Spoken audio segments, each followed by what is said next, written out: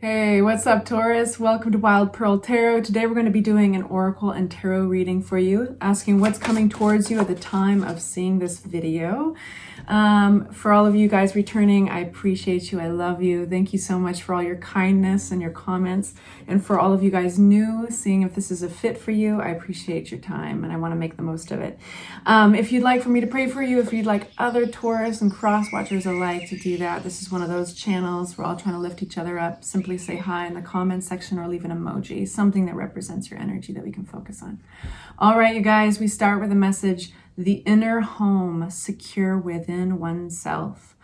I've never seen this one. That's really interesting. So you stick up your pinky and your ring finger, put those together, and then you tuck your thumbs under like so.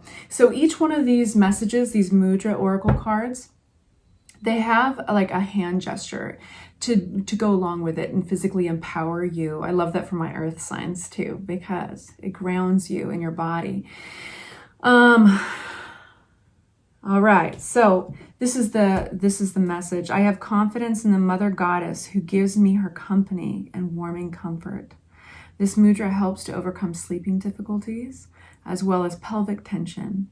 You can support its effect by breathing out deeply and slowly several times. So this mudra's patron is Shakti, the goddess of life, vitality, primal energy. Think of her as a mother or companion who leads us through life and provides comfort in times of loneliness when we feel isolated. Right on, the inner home. You are never without your home. Okay, so that's a pretty strong message to start off on. What's coming towards my Taurus at the time of seeing this? If you have not yet, please consider hitting the like button. Thank you so much. What's coming towards my Taurus at this time of viewing this video? Please make it clear. So we only take the cards that fly out for you. They have to actually volunteer the message. And I'm just the interpreter. So if they fly out in reverse, we respect how they lie. If they flip like that one did, that's like a little footnote. So we look at that. This is progress moving forward. Let's see what from. So we have the Two of Cups, the Three of Swords. I'll break these all down for you. But we have Page of Wands, the Nine of Wands, and we start with the Queen of Swords. This could be somebody in your life. It could represent your energy. The signs that this can represent are air signs, right? So we've got Libra, Gemini. Ooh, my nose is already itching. Aquarius. And this is a set of characteristics that are very much practical, logical, all about truth, boundaries, information. This is not an energy that is ushy gushy, ooey gooey, super soft. It's sometimes these people represent lawyers, they represent surgeons. You know, the King of Swords oftentimes can represent these things as well as the Queen of Swords. So we're talking about like facts. We're talking about information. Nine of Wands is kind of a stubborn and tenacious energy of believing in something, standing by it. We've got the Page of Wands, which is open-minded, opening up to what's new, sparkly, adventurous, enthusiastic, which is basically an open-minded energy. And I know this is all vague right now, but it'll all come together. The Two of Cups is like a soulmate. This is like a connection, a deep connection. It doesn't have to be romantic, but it's this, when it's healthy, it's very much reciprocal and balanced. And then we've got the Three of Swords. This is an energy of heartbreak, sometimes third-party energy. Let's see what these cards are saying to you. Starting with our Queen of Swords, please unpack it for our Taurus. We have, this feels very much like going off of information, not so much feelings, to start a new journey. This could be with the help of an advisor or advice. We got the Nine of Wands. Tell me more about our Nine of Wands. I do feel that a lot of you guys were called by a sense of duty, Queen of Pentacles, in order to stick up, stand by, defend, protect another energy here. Could have been a partner, could have been a job, it could have been a title, it could have been a belief system. It doesn't matter actually what, because you know what's going on in your life. This is just the message. So there's a sense of honor, a sense of loyalty, that you attached here, but it went against your own intuition at times. And that's what wears you down. That's why this is coming across as not the 7 of Wands, but the 9 of Wands. And the 9 of Wands is a tired energy. So we all know that energy, right? And there's something behind it that is really admirable because it's loyal, and because this usually, if you dig down deep enough, sometimes just below the surface, doesn't take much to realize that there's there's kind of a sense of honor or duty attached, which is admirable, right? To anything, a commitment, an honor, and integrity to something is always admirable. But in this case, there's something that's chafing up against your intuition, and so there's a sense of being stuck or limited here. It could be even there could be even a pattern, a thought pattern or a voice that pops into your head that keeps you feeling stuck. It's self-limiting thoughts that is represented by the 8 of Swords. What I love about this card is that additionally, sorry for the loud playing, additionally, it's a get unstuck card, because she can at any time, this is the true meaning, she isn't bound by a rope. That's her imagination. All those thoughts, they hold power, but we are the ones that empower them. So she can actually unbind her arms. She can take that blindfold off. She can see her intuition if she so chooses, recognizes that these thoughts are just thoughts, right? Like old trains rattling through. They don't hold any more power over you than what you give them. Oh boy, the nose is itching. That's a sign. So pay attention to that. Woo! Always itches when I need to pay attention, or we need to pay attention.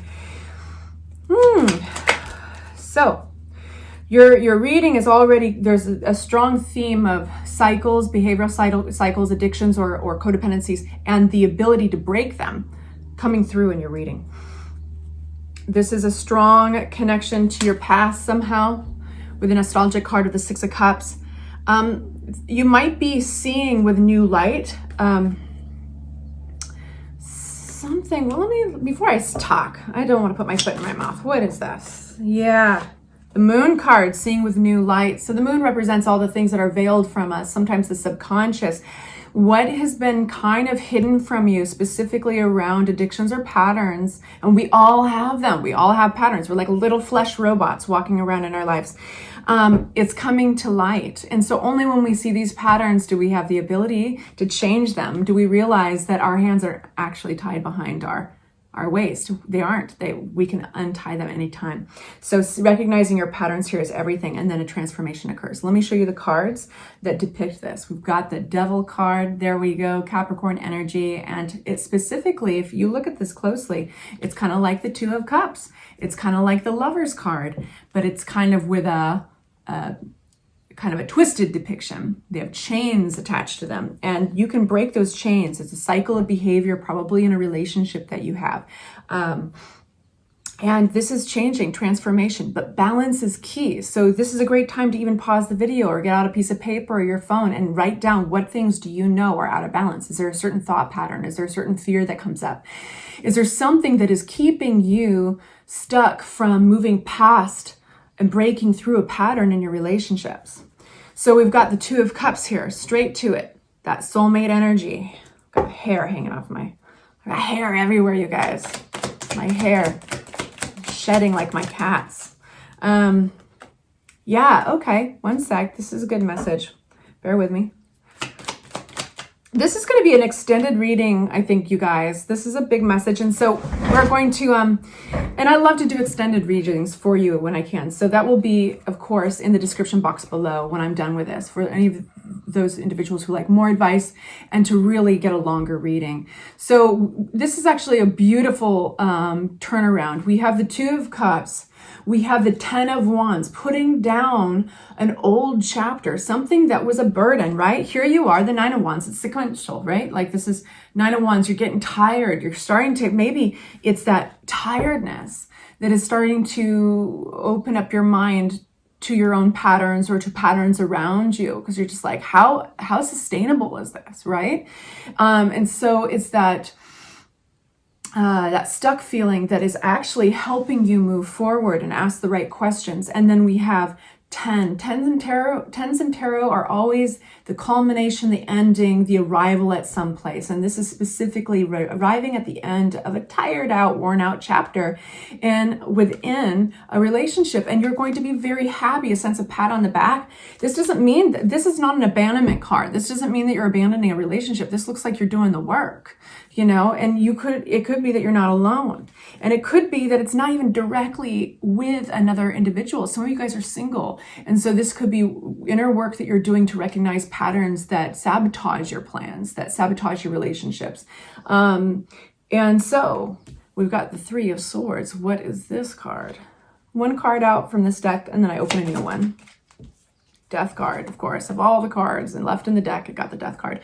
This is fully letting go of the past. This is letting go of a heartache. Some of you guys are going to be forgiving somebody.